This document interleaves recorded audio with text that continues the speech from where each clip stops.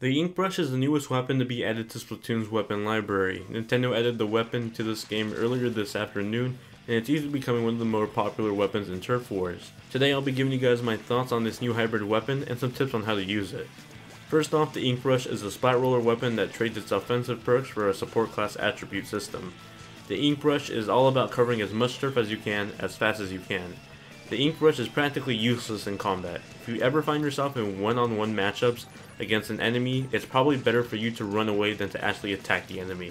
The ink brush is extremely fast and it's on par with the speed of a Seeker. It literally is the fastest weapon in Splatoon so far, but it has its own caveats.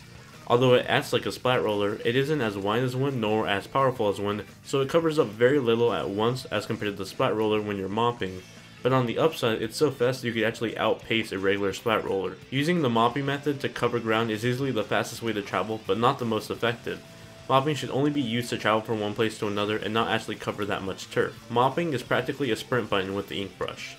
The real way to get turf covered with the ink brush is to use the swipe method. You can get a good amount of turf covered by just simply swiping with the ink brush, traveling into squid form, and then repeating this method over and over again. The downside to this is that the ink brush is actually really weak when coming into combat, so if an enemy gets close to you while you're trying to cover turf, it's probably best that you find a way around them than to actually try to confront them. The only method I would recommend using in terms of being offensive with the ink brush is to use your extreme speed to get behind an enemy and then spam the swipe attack button in order to kill them at close range.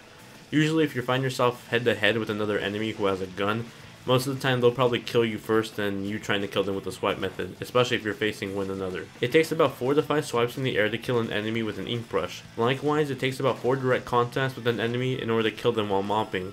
So like I mentioned before, this weapon is all about supporting your team with coverage and not actually trying to lead the team with offense.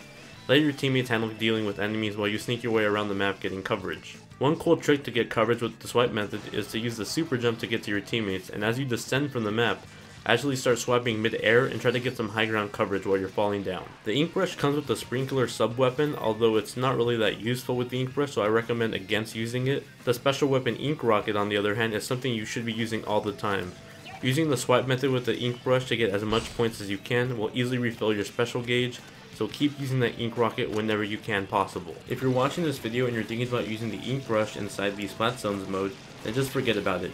In a mode that's completely all about competitive multiplayer, just fighting enemy against enemy, this thing is practically useless. As far as clothing to pair your ink brush with, I'd recommend going with anything that can save your main weapon from using ink and opening Gambit. This combo lets you start the match strong while getting you to cover up as much turf as you can right away. The NZAP feels very much more like a skin for a weapon that already exists, while the ink brush feels something completely new to the game. It's basically a splat roller that you just don't really play as a splat roller. If you guys enjoyed this little breakdown of the ink brush, let me know in the comment section below if you want me to do more coverage on Splatoon, and please give the video a like. It really helps me out and it lets other people find the video on YouTube. Thank you guys for supporting the video and the channel, I really appreciate it, and I'll see you guys in the next one.